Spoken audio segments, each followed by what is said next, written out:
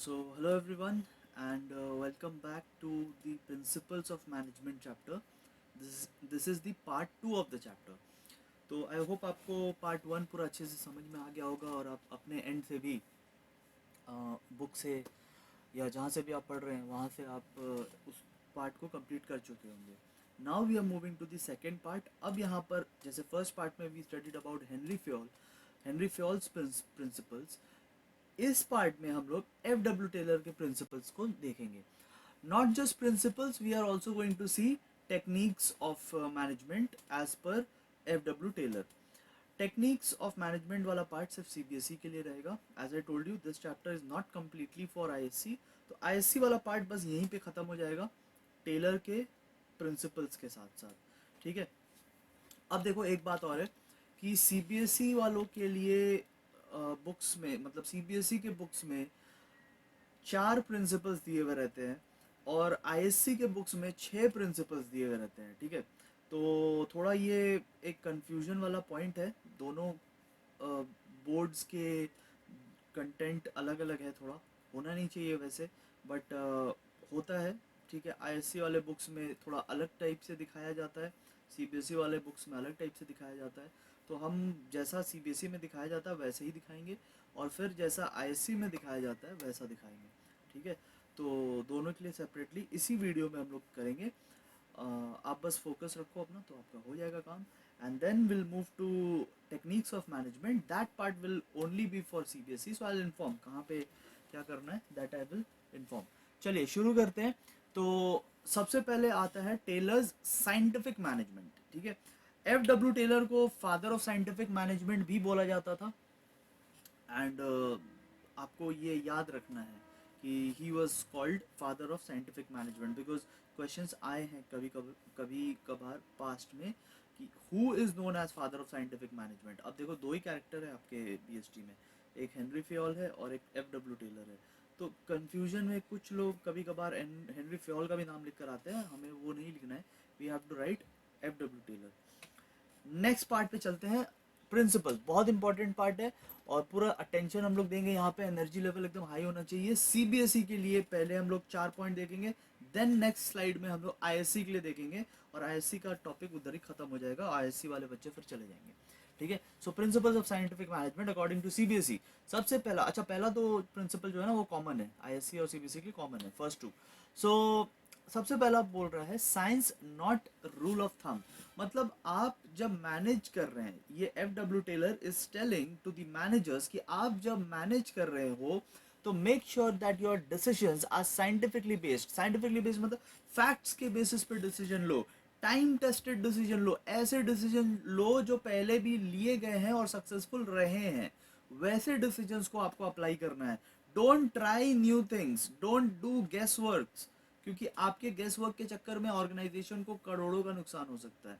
So what you need to do is use time tested methods that have been successful in the past. तो science की बात की जा रही है. Do not use rule of thumb, basic rules कुछ नहीं करेंगे, साइंटिफिकली काम करेंगे. साइंटिफिकली का यहाँ पे मतलब है ऑल फैक्ट्स एंड लॉजिक्स के बेसिस पे काम करेंगे. Will not just do anything.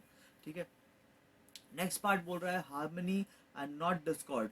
Harmony होना चाहिए, प्रॉपर कोऑर्डिनेशन होना चाहिए किनके बीच में, मैनेजमेंट एंड दी वर्कर्स. ठीक है. ऑर्गेनाइजेशन में दो ही टाइप के लोग होते हैं, एक जो मैनेजरियल पोजीशन पे और एक जो वर्कर वाले एग्जीक्यूटिव पोजीशन पे होते हैं. तो इन दोनों में हार्मनी होना चाहिए. दोनों सेपरेट ग्रुप ना बन जाए, दोनों एक दूसरे में कोई ईगो बैटल ना शुरू हो जाए, बिकॉज लॉस फिर अल्टीमेटली ऑर्गेनाइजेशन का होता है. ठीक है. तो हार्मनी होना चाहिए, कोई डिस्कॉर्ड नहीं होना चाहिए. ये दोनों पॉइंट आईएससी सीबीएसई दोनों के लिए कॉमन है. ओके. नंबर 3 आता है कोऑपरेशन नॉट इंडिविजुअलिज्म. हमने थोड़ा बहुत ऐसा ही पॉइंट हेनरी फ्योल में भी किया था. हेनरी फ्योल का अगर आपको पॉइंट नंबर 4 याद हो तो उसमें पॉइंट था subordination of individual interest to general interest या फिर ऑर्गेनाइजेशनल इंटरेस्ट. मतलब आप अपने बारे में कम सोचे और ऑर्गेनाइजेशन के बारे में ज़्यादा सोचे. यहाँ पर भी वैसे ही कुछ बोला जा रहा है कि आप कोऑपरेट करें, हेल्प करें एक दूसरे की, और together in a team spirit आप आगे चले, ना कि इंडिविजुअली आगे बढ़ने की कोशिश करें. ठीक है. So do not compete with one another. ठीक है. आप कोई सेपरेटली वहां काम नहीं कर रहे हैं. You have to help one another और एक साथ आगे चलना है. लास्ट पॉइंट यहाँ पर बोल रहा है कि जो वर्कर्स आ रहे हैं, जो ह्यूमन रिसोर्स आपके ऑर्गेनाइजेशन में आ रहा है, वो वेल ट्रेंड होने चाहिए, प्रॉपरली उनका रिक्रूटमेंट और सिलेक्शन होना चाहिए, मतलब स्टाफिंग प्रोसेस बहुत प्रॉपर होना चाहिए, मेरिट बेसिस पे होना चाहिए, ठीक है। एंड सिलेक्शन के बाद फिर उनको जॉब भी, मतलब टास्क भी ऐसा मिलना चाहिए जो उनके फील्ड का हो, and thereafter after few years या after few months you have to keep on upgrading them by sending them to training and development and all that. तो लास्ट पॉइंट जो है वो आपके वर्क फोर्स पे focus कर रहा है कि आप वर्क फोर्स ला कैसे रहे हैं। तो you have to be bringing them on merit basis. उसके बाद फिर आप उसको ट्रेनिंग डेवलपमेंट करवा रहे हैं कि नहीं। So basically last point is talking about your work force, कि आप उसको बड़ा स्ट्रॉन्ग रखिए, because this is the force that is going to take your organisation ahead. ठीक है। सो 4 पॉइंट्स था अकॉर्डिंग टू सीबीएसई। आप स्क्रीन पे देखोगे यहाँ लोगों के नीचे सीबीएसई लिखा हुआ है, this is for CBSE only.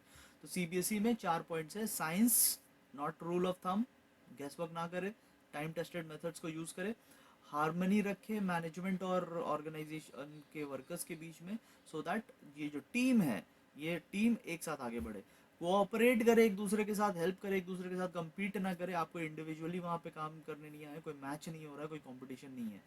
और लास्ट पॉइंट है कि अपना वर्क फोर्स को बहुत स्ट्रॉन्ग रखे। अगर ये 4 पॉइंट अगर कोई ऑर्गेनाइजेशन ध्यान में रखता है तो according to F W Taylor वो ऑर्गेनाइजेशन बड़ी दूर तक जाएगा। ठीक है, ओके। तो ये था सीबीएसई के लिए। अब हम चलते हैं आईएससी के लिए। तो आईएससी के लिए भी पहला 2 पॉइंट तो वही है, ठीक है। फर्स्ट 2 पॉइंट वही वाला है, तो I am not explaining it again.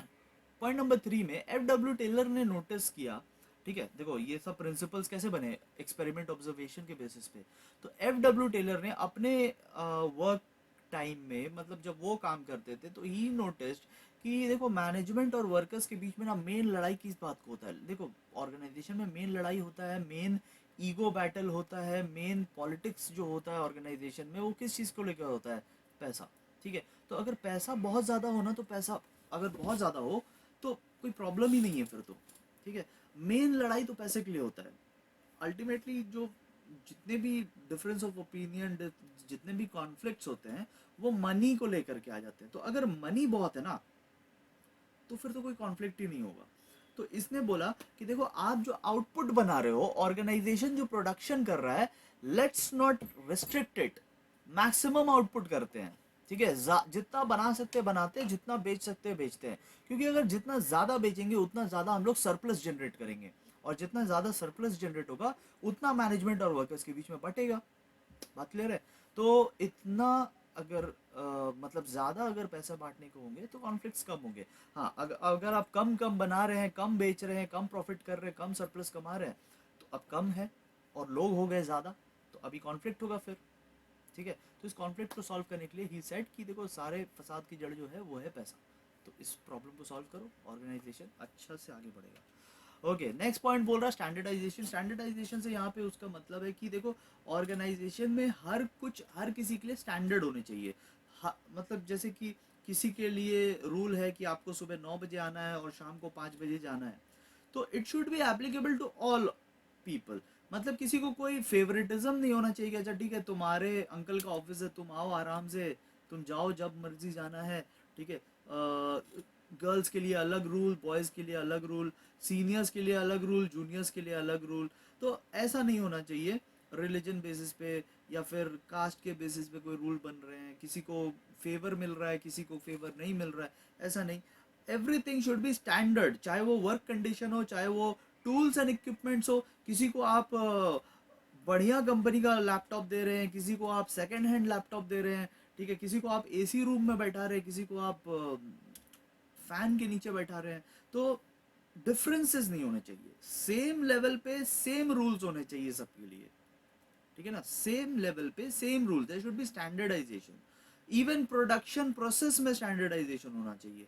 ऐसा नहीं होना चाहिए कि एक लेबर अलग क्वालिटी का प्रोडक्ट बना रहा है, दूसरा लेबर दूसरे क्वालिटी का प्रोडक्ट बना रहा है, बिकॉज दोनों रॉ मटेरियल अलग अलग यूज कर रहे हैं। There has to be standardisation. Entire organisation has to produce standard product. आप देखो फॉर एग्जांपल लेज, लेज का चिप्स आप वेस्ट बंगाल में खाइए या महाराष्ट्र में खाइए, आपको पैकेट एक ही जैसा मिलेगा, आपको पैकेट का साइज एक ही जैसा मिलेगा, आपको प्रोडक्ट का क्वालिटी एक ही जैसा मिलेगा। क्यों?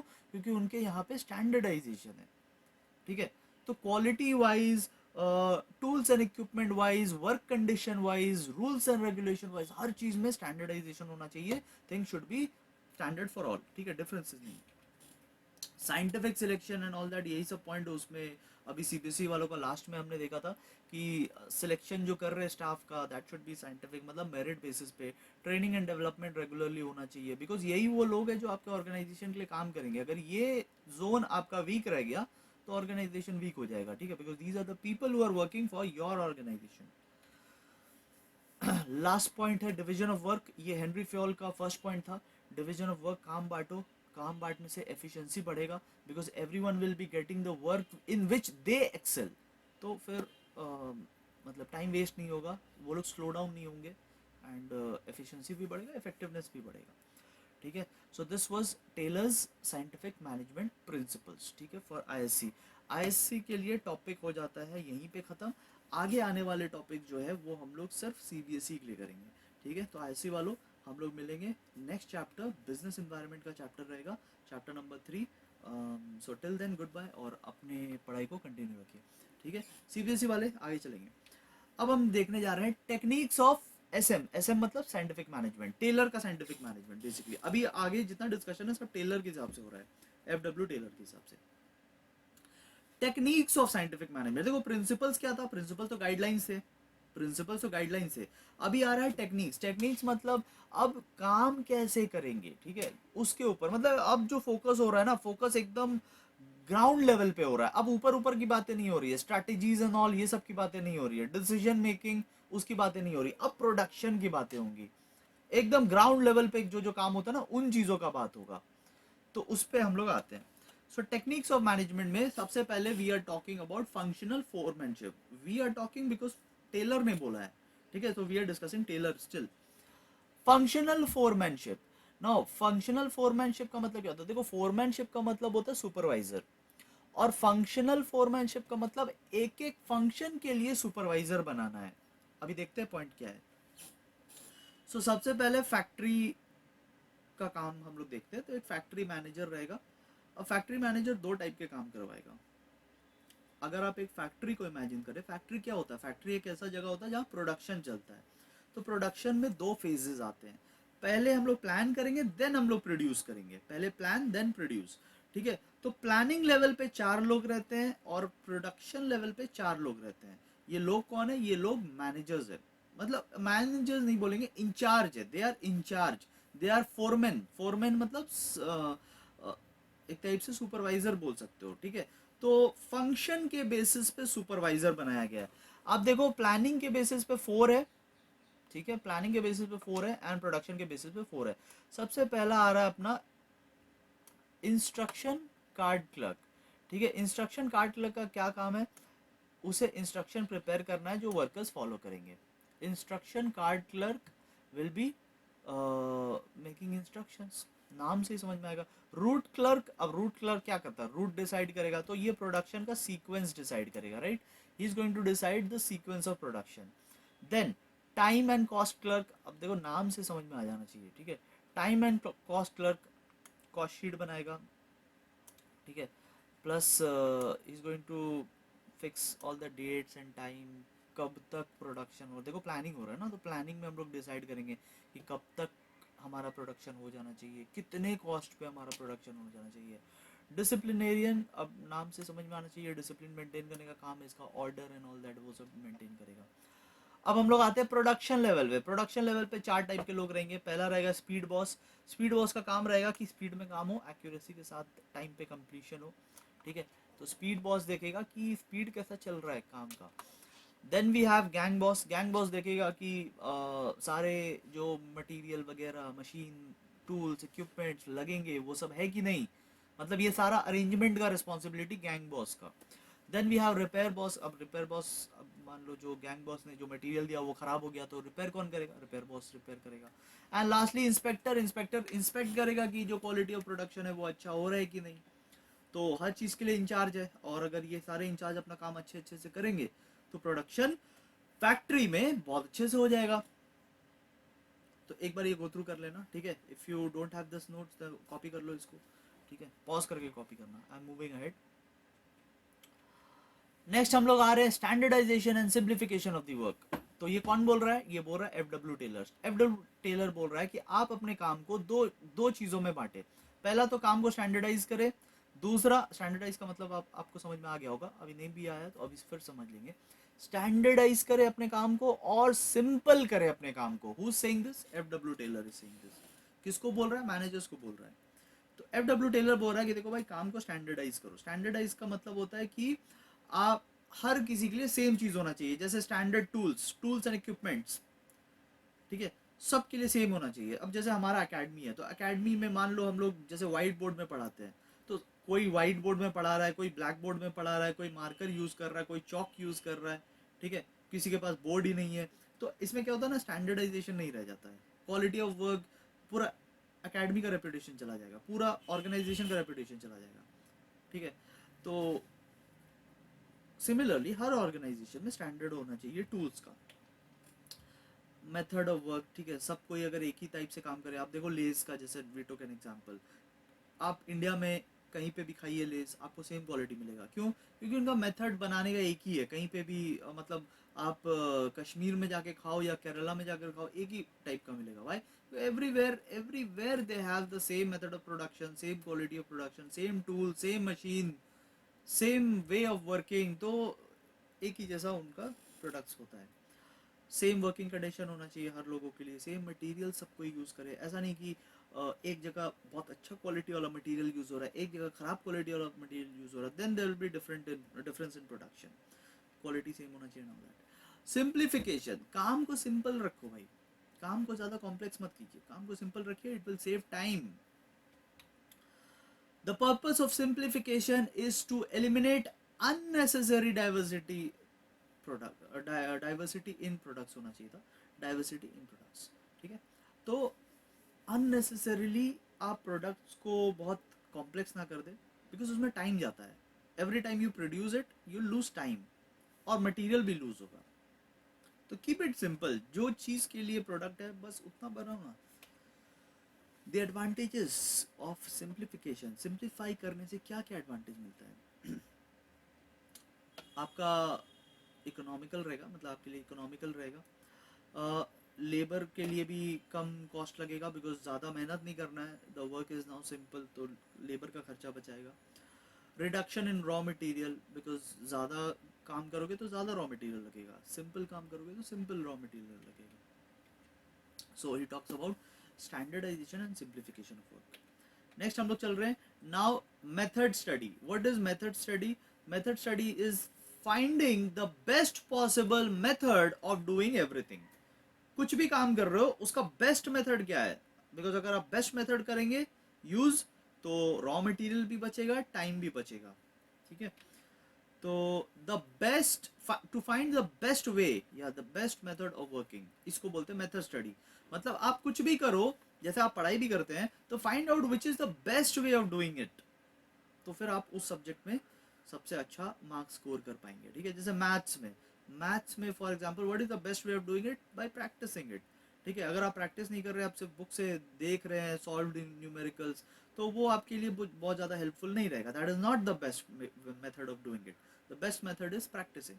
तो प्रैक्टिस करोगे तो आप एक्सेल कर जाओगे उसमें। सिमिलरली इनके लिए भी, फैक्ट्री वालों के लिए भी, ऑर्गेनाइजेशंस वालों के लिए भी, टेलर बोलता है कि देखो हर चीज़ का बेस्ट मेथड होता है, आप बेस्ट मेथड फाइंड आउट कीजिए। तो टाइम स्टडी की, सॉरी, मेथड स्टडी कीजिए। मेथड स्टडी आपको बोलेगा कि which is the best way of doing it.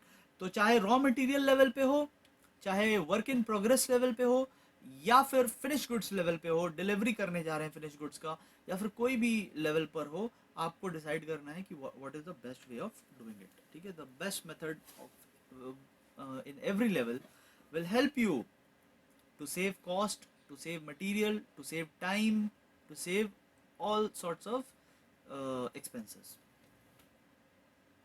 Clear है? आप अपने हिसाब से पॉज करके पढ़ लेना, ठीक है। मेरे को तो पूरा एक बार में कराना है, आप अपने हिसाब से पॉज करके पढ़ लेना। नेक्स्ट आता है motion study. Motion is related to movement. आप स्क्रीन पे देखिए, आपको ऑर्गेनाइजेशन का कुछ फोटोज दिखाया जा रहा है, ठीक है। ये विप्रो का ऑफिस है, ठीक है, जो आपको स्क्रीन पे दिख रहा है, दिस इज विप्रोज ऑफिस। तो विप्रो का आप देखिए इतना बड़ा बिल्डिंग है, कैंटीन है, ठीक है। अब अलग अलग डिपार्टमेंट्स भी होंगे, सॉफ्टवेयर का कुछ उनका अलग डिपार्टमेंट होगा इंजीनियर्स के लिए, अकाउंटेंट्स का अलग डिपार्टमेंट होगा, मैनेजर्स के कुछ अलग डिपार्टमेंट्स होंगे, ठीक है। ऑफिस क्लर्क्स को अलग जगह बैठाया जाता होगा, अलग अलग बिल्डिंग है, 4-5 बिल्डिंग्स होंगे कैंपस में।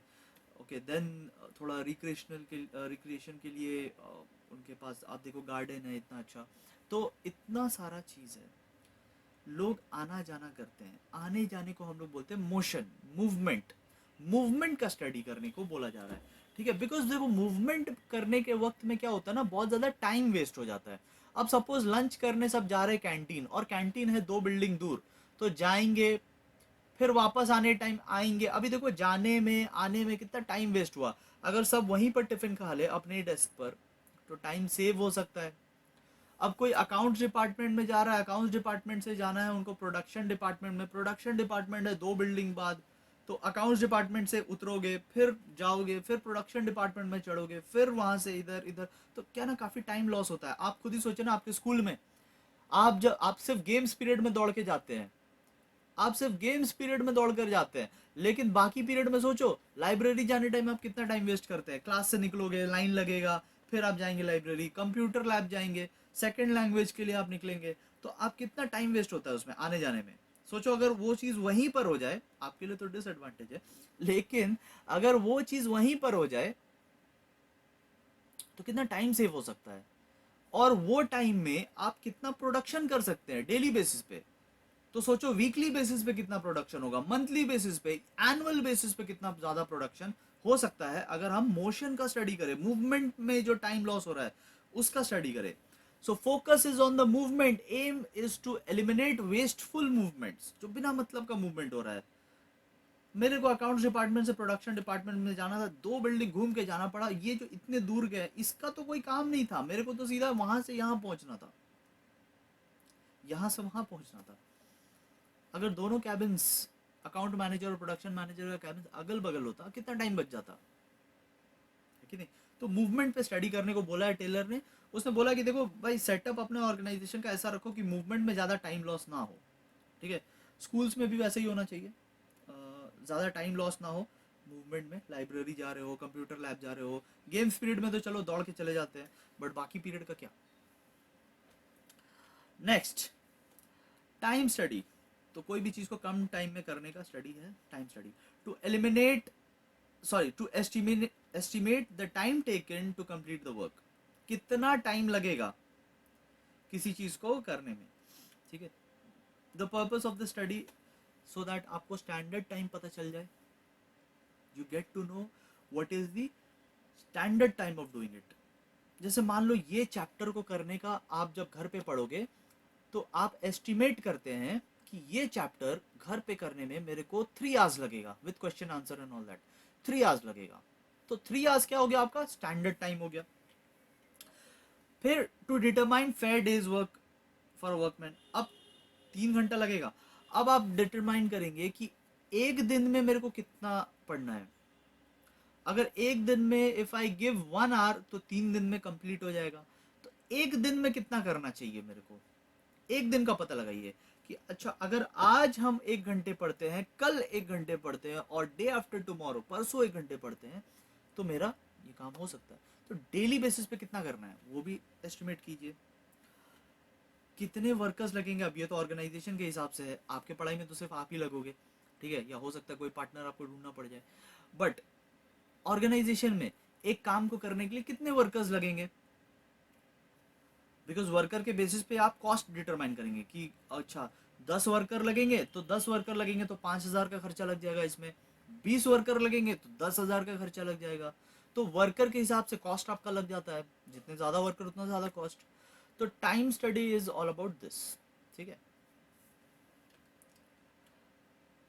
फैटिग स्टडी, अब ये किस चीज़ का स्टडी है। F.W. टेलर बोलता है कि देखो काम बस करवाते मत रहिए, वर्कर थक जाता है, आप भी थकते हो ना पढ़ते पढ़ते, ठीक है। तो काम बस करवाते मत रहो, वर्कर थक जाता है। There has to be some break, fatigue मतलब वही थकान, there has to be some break. तो we are studying about tiredness over here, यहाँ पर हम लोग टायर्डनेस के बारे में पढ़ रहे हैं। The worker needs to get some rest. अगर उसको थोड़ा रेस्ट मिल जाए, रेस्ट मतलब सो नहीं जाना है ऑर्गेनाइजेशन में, ब्रेक लेना है, थोड़ा थोड़ा ब्रेक लेना है. ठीक है. अब पूरा 2 मंथ, कभी कभार बहुत ज़्यादा काम होता है, 2 मंथ्स बैक टू बैक काम होता है, तो 2 मंथ्स काम हुआ, अब उसको 1 वीक के लिए थोड़ा घूमने भेजो, थोड़ा छुट्टी दे दो. तो ये सब स्टडी करता है F W Taylor. This is about. अब देखो, लगातार काम करोगे तो ऐसा हो जाएगा आपका शक्ल. ठीक है. टेंशन में थके हारे हो जाओगे.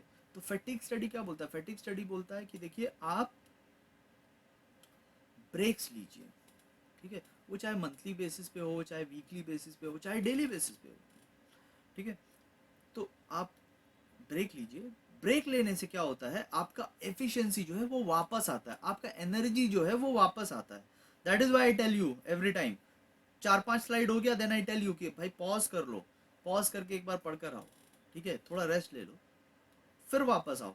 एक बार में पूरा वीडियो देखेंगे तो आपका एनर्जी लेवल धीरे धीरे हो जाता है डाउन. ठीक है. तो ये फैटिग स्टडी के बेसिस पे है कि आप थक जाएंगे, लगातार देखोगे तो थक जाओगे.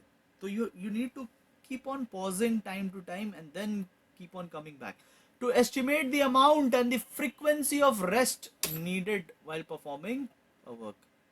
ठीक है. तो प्रॉपर रेस्ट इज नेसेसरी, ये बोलते हैं एफ डब्ल्यू टेलर. ठीक है. खत्म होता है चैप्टर. हम लोग मिलेंगे चैप्टर नंबर 3, बिजनेस एनवायरनमेंट वाले चैप्टर के साथ नेक्स्ट. ठीक है. Thank you so much everyone.